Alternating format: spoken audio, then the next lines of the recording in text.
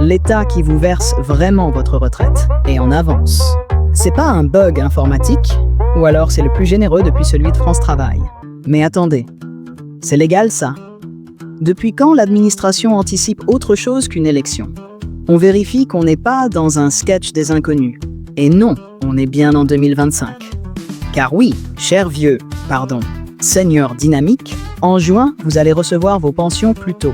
Une grande première depuis que la Poste a compris comment fonctionne un email.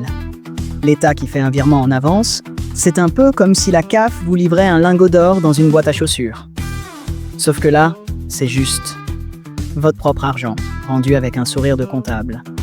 Encore une décision brillante, sortie des entrailles d'un comité interministériel composé de 3 experts, 2 serveurs de cantine et une voyante aveugle. Officiellement, c'est à cause du lundi de Pentecôte.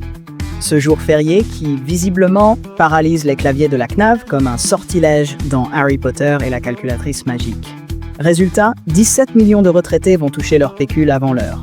Certains ont cru à une fraude, d'autres ont appelé leur centre de sécurité sociale pour signaler un excès de ponctualité. C'est dire si le pays est bien rodé. Mais attention, c'est une mesure exceptionnelle. Un peu comme les excuses d'un ministre pris les 2 mains dans le pot de confiture. Ça n'arrive qu'une fois, et toujours à contre-cœur. L'État avance les paiements de quelques jours et appelle ça une opportunité pour les retraités. Une opportunité, oui. Comme acheter du poisson en promotion 2 jours après la date limite. Mais bien sûr, tout le monde n'est pas logé à la même enseigne. Parce que la France aime l'égalité. Surtout quand elle est différée. Chez Agir Carco, les pensions tombent entre le 1er et le 3 juin. Chez la CNAV, ce sera le 6. Pourquoi? Pour ne pas heurter le Saint-Esprit. On parle ici d'une planification budgétaire dictée par le calendrier liturgique. Après l'économie de marché, voici l'économie de messe. Et les fonctionnaires? À eux, rien ne bouge.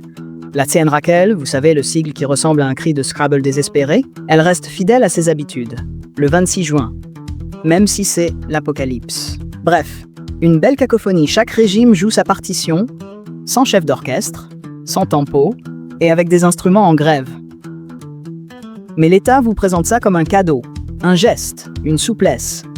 Comme quand on vous sert un yaourt périmé avec un post-it dessus, offre spéciale, goût vieilli. Mais pas d'emballement, En juillet, retour à la normale. Vous attendrez vos sous comme d'habitude, avec résignation, anxiété et une boîte de Doliprane 1000. Finalement, même quand l'État vous rend votre propre argent, faut pas trop s'y habituer. C'est comme si la SNCF vous offrait un train à l'heure. C'est louche, et probablement une erreur humaine. Mais chut, faut pas le dire trop fort. Il pourrait s'en rendre compte et le corriger.